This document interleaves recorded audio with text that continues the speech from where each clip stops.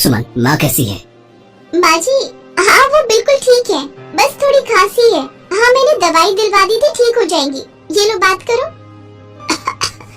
विक्रम बेटा, मेरे लाल, मेरे बच्चे, कैसा है तू? माँ मैं बिल्कुल ठीक हूँ, पर तुम मुझे ठीक नहीं लग रही माँ। तुम्हारी तबीयत तो ठीक है ना? हाँ हाँ मैं बिल्कुल ठीक हूँ बेटा, मेरी चिंता मत कर। सुमन मेरा ख्याल रखने के लिए आ जाती है, पूरा दिन मेरे साथ ही रहती है। मेरे लाल अपना ख्याल रखना, तेरी बूढ़ी माँ हर पल तेरी चिंता करती है। चिंता मत करो माँ, मैं सुरक्षित हूँ और जीत हासिल करने के बाद मैं जल्द ही आपके पास लौटूंगा। एक माँ का आशीर्वाद है मेरे बेटे, तू धरती माँ की रक्षा में जरूर सफल रहेगा।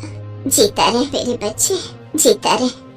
लाजवंती के पति चरण सिंह फौज की सेवा में शहीद हो गए थे।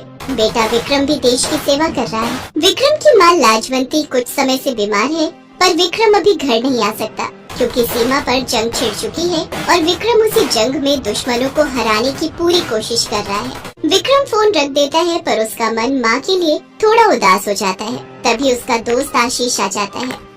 क्या हुआ विक्रम, तेरी आंखों में आंसू क्यों आ गए? पता नहीं आशीष, माँ से बात हुई थी अभी फोन पर, उनकी तबीयत कुछ ठीक नहीं लग रही। बस धरती माता के प्रति अपना फर्ज निभाते हुए मैं जंग जीत जाऊँ तो माँ के प्रति बेटे का फर्ज निभाने के लिए उनसे मिलने भी जाऊंगा। मन बहुत उदास हो रहा है यार। मैंने माँ को वादा किया है कि मैं अपनी पूरी ताकत और साहस के साथ अपने देश की सेवा करूंगा और जीत कर जल्द से जल्द माँ से मिलने आऊंगा। ऐसा ही होगा मेरे दोस्त, हम ये जंग जरूर जीतेंगे और दुश्मनों को धूल चटा देंगे। अगले दिन मेजर विक्रम और उसके साथी जंग के लिए तैयार थे। मेजर विक्रम ने निडरता से अपने सैनिकों का नेतृत्व किया और अटूट दृढ़ संकल्प के साथ दुश्मन को पीछे धकेल दिया। दोनों तरफ से खूब बमबारी, गोलीबारी और बंदूकों का सामना हुआ, पर जीत भारतीय सेना की ही हुई। हे, जीत हमारी हुई, हमारी जीत हुई विक्रम, हमारी जीत हुई। आ यार गले लग जा। हाँ हम सब ने कर दिखाया, आखिर हमने दुश्मन सेना को पछाड़ दिया। सब बहुत खुश थे। एक लंबी और भीषण लड़ाई के बाद भारत विजयी हुआ। विक्रम और उसके साथियों ने खूब खुशियां मनाई। उन्होंने जंग जीत ली थी। अब बस इंतजार था विक्रम को अपनी माँ से मिलने का। मैं आ रहा हूँ माँ, मैं तुम्हारे पास आ रहा हूँ। धरती माँ की सुरक्षा और सेवा के बाद विक्रम अपनी माँ से मिलने के लिए बहुत उत्साहित था। वो जल्दी से जल्दी अपने गांव पहुँचना चाहता था। आशीष पता नहीं, बार बार दिल बहुत धड़क रहा है। अब तो इंतजार भी नहीं हो रहा, अजीब सी बेचैनी हो रही है। तो काफी समय से नहीं मिला ना, इस वजह से ऐसा है। मैं तो बीच में छुट्टियों में हो आया था, पर तुझे जाने का मौका नहीं मिला था। हो सकता है इसी वजह से तेरा थोड़ा दिल बेचैन हो रहा हो, क्योंकि तू काफी समय से माँ से नहीं मिला है। विक्रम का दिल भावनाओं से धड़क रहा था। अपनी जीत पर गर्व और अपनी प्यारी माँ को देखने की उत्सुकता में बेचैन हो रहा था। कुछ घंटों बाद वो अपने गांव पहुंचता है, पर घर के दरवाजे पर भीड़ लगी देखकर वो चौंक जाता है। विक्रम, तू आ गया बेटा। ताई जी आप रो क्यों रहे हो? क्या हुआ ताई जी? मेरा दिल घबरा रहा है। माँ कहाँ है? लाजवंती चली गई बेटा, लाजवंती चली गई।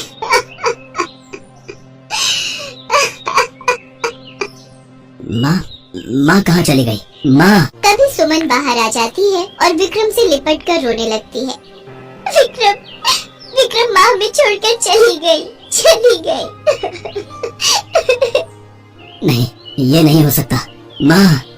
जैसे विक्रम घर में दाखिल हुआ, उसने देखा सामने उसकी माँ की तस्वीर सजी हुई थी, जिस पर फूलों की माला पहनाई हुई थी।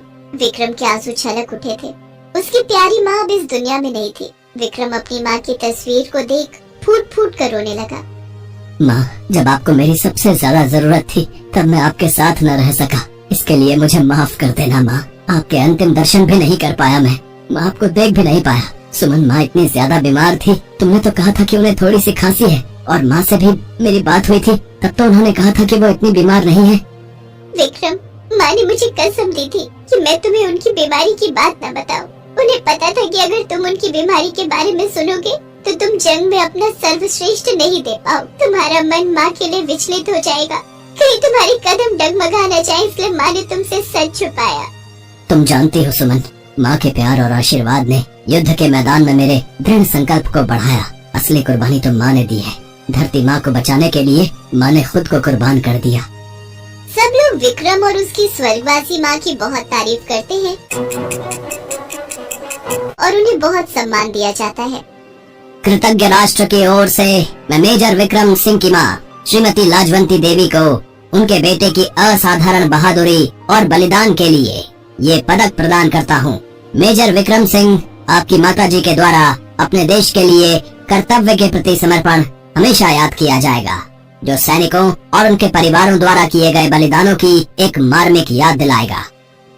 इसके पश्चात मेजर विक्रम अपनी माँ के प्यार और याद को दिल में लेकर देश की सेवा करते रहे। मेजर विक्रम सिंह चाहते तो छुट्टी लेकर अपनी माँ के पास जा सकते थे, पर उन्होंने देश के प्रति अपने कर्तव्य को पहले महत्व दिया और देश की रक्षा के लिए लगातार जंग में डटे रहे। उधर उनकी माँ ने भी अपने देश के प्रति कर्तव्य को निभाया और अपने बेटे को देश की रक्षा के लिए प्रेरित किया, और सम्मानित शब्दों में कहा जाए तो वे हंसते हंसते वीर गति को प्राप्त हुई। मेजर विक्रम सिंह के बलिदान की कहानी पूरे भारत में फैल गई, जिसने अनगिनत अन्य लोगों को निस्वार्थ और अपने राष्ट्र के प्रति समर्पित होने के लिए प्रेरित किया। उनकी यह कहानी भारत के उन बहादुर सैनिकों को विनम्र श्रद्धांजलि है, जो अटूट समर्पण और बलिदान के साथ अपने देश की सेवा करते हैं। आइए हम उनके योगदान को हमेशा याद रखें और उनका सम्मान करें, साथ ही उनके परिवारों के अटूट प्यार और समर्थन का भी सम्मान करें।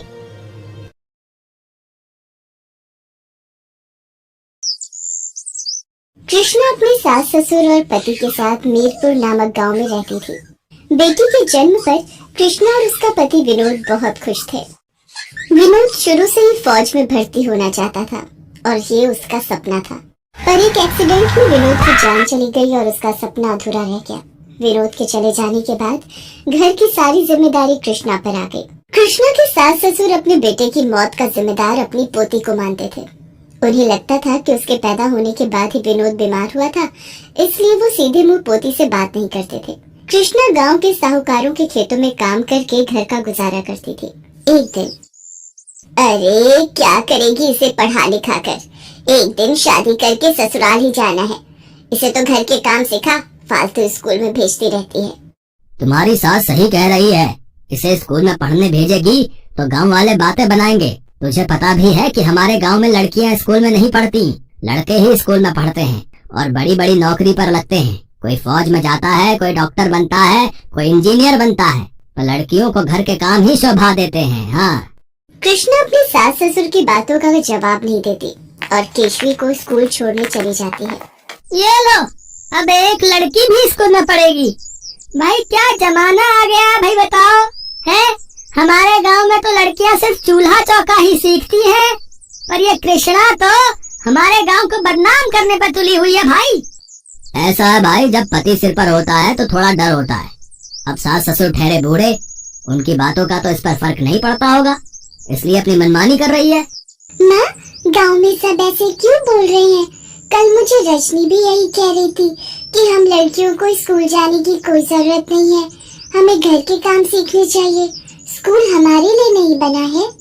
केशवी बेटा, तू इन सब की बातों पर ध्यान मत दिया कर। तुझे एक दिन फौज में भर्ती होना है और अपने पिता के सपने को पूरा करना है, इसलिए तू पढ़ाई के लिए खूब मेहनत कर। कृष्णा केशवी को समझा देती है।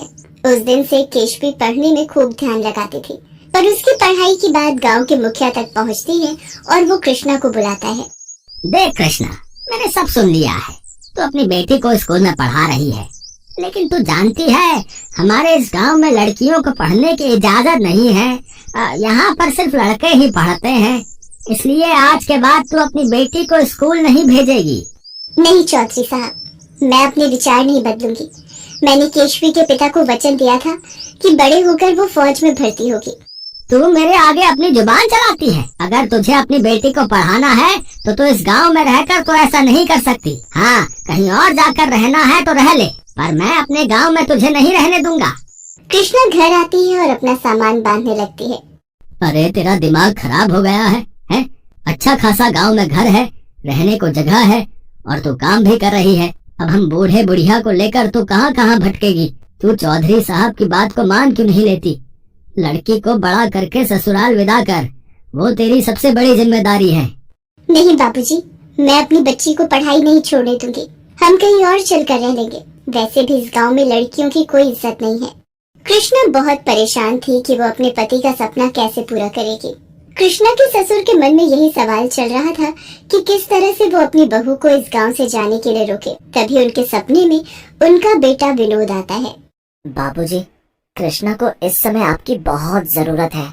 अपनी बेटी को फौज में भर्ती होने का सपना मैंने और कृष्णा हम दोनों ने देखा था। मैं चाहता हूँ आप कृष्णा की मदद करो और मेरा सपना पूरा करो, तभी मेरी आत्मा को शांति मिलेगी। बाबूजी, मेरी बेटी फौज में जाएगी, देश की रक्षा करेगी तो मेरी आत्मा को बहुत खुशी मिलेगी। इतना कहते ही विनोद की आत्मा गायब हो जाती है और उसके पिता की आंख खुल जाती है। वो सारी बात अपनी पत्नी को बताता है और दोनों की आंखों में आंसू आ जाते हैं। अगर हमारे बेटे की आत्मा को ऐसा करके शांति मिलती है तो हम अपनी बहू और पोती का साथ जरूर देंगे। हम उसके साथ ये गांव छोड़ देंगे। और फिर अगले दिन कृष्णा अपने सास ससुर और केशवी को लेकर जम्मू आ जाती है और वहीं पर एक किराए का कमरा लेती है। कृष्णा वहाँ एक कपड़ों की दुकान पर नौकरी करने लगती है और केशवी को स्कूल में डाल देती है। धीरे धीरे समय बीतता है और केशवी बड़ी हो जाती है। वो अपनी ट्रेनिंग पूरी करती है और फौज में भर्ती हो जाती है। अपनी फौजी बेटी को अपने सामने देखकर कृष्णा बहुत खुश थी। पोती को फौजी बना देख और अपने बेटे का सपना पूरा होता देख केशवी के दादा दादी की आंखों में खुशी के आंसू आ जाते हैं। तभी केशवी के मोबाइल पर फोन आता है। माँ, मुझे जाना होगा। मीरपुर गांव में कुछ आतंकवादी घुस आए हैं तो आर्मी को बुलाया गया है, जिसमें मेरा भी नाम शामिल है। मीरपुर गांव का नाम सुनकर कृष्णा के सास ससुर और कृष्णा हैरान रह जाते हैं। केशवी, मीरपुर गांव तेरी जन्मभूमि है, इसलिए उसे सुरक्षित रखना तेरी पहली जिम्मेदारी है। मेरी बच्ची, तू तो इस देश की बेटी है और तेरे साथ अब मेरा और धरती माँ दोनों का आशीर्वाद है। जीत कर लौटना। आतंकवादी गांव में घुस आए थे और उन्होंने वहाँ के मुखिया को पकड़ रखा था। केशवी आर्मी फोर्स के साथ मिलकर आतंकवादियों को पकड़ लेती है। गांव के मुखिया को जब पता चलता है कि केशवी उन्हीं के गांव की बेटी है तो वो अपने किए पर बहुत शर्मिंदा होते हैं। मुझे माफ कर दो बेटी, मैंने तुम्हारे परिवार को इस गांव से जाने के लिए बोल दिया था, पर आज तुम्हारी वजह से ही मीरपुर गांव के लोग सुरक्षित हैं। मुखिया जी, माँ ने मुझे यही कहकर भेजा था कि मीरपुर मेरी जन्मभूमि है और इसकी रक्षा करना मेरा कर्तव्य है, इसलिए मैंने अपना फर्ज निभाया। वीरपुर गांव का मुखिया और सारे गांव वाले मिलकर केशवी को सम्मानित करते हैं। उस दिन के बाद एक फौजी माँ की बेटी देश की सेवा में लग जाती है।